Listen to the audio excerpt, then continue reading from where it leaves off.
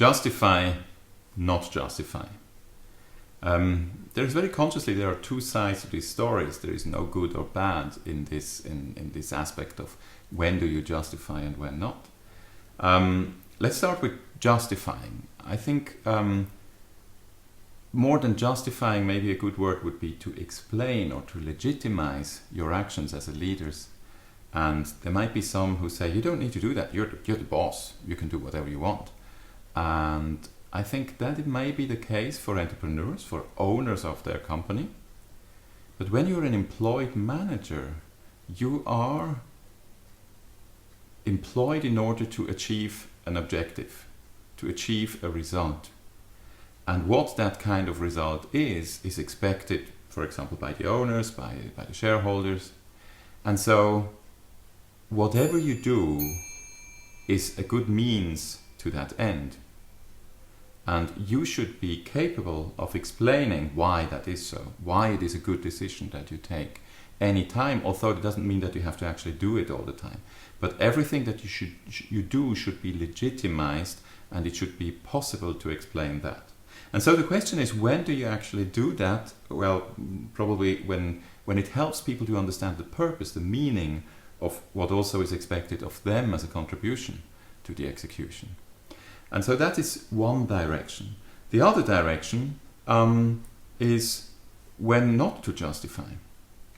I observe many people who go on justifying their own actions, their own decisions, when nobody has asked for that.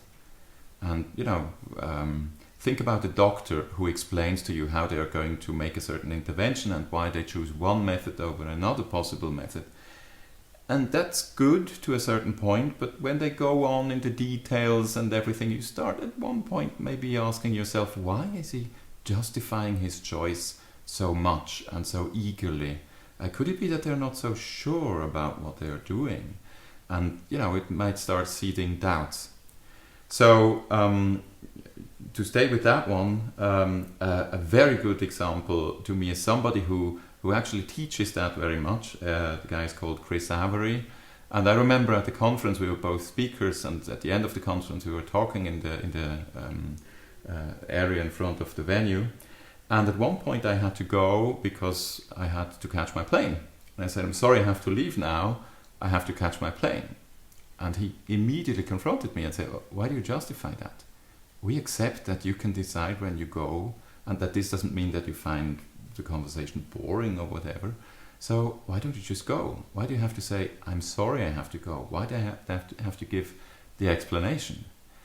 And I think this was a cool lesson to look at yourself a little bit more and ask yourself, when am I justifying situations where nobody is asking for that?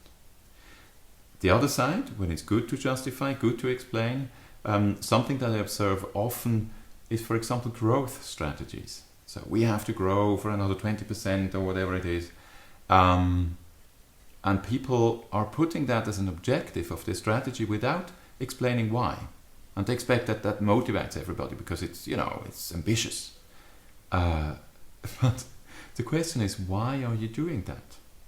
Because you're expecting extra work, extra effort of people. So if you explain, for example, what is a defendable market share and how vulnerable are you if you don't grow? What happens to your competitive advantage when you don't grow in order to invest, for example, better?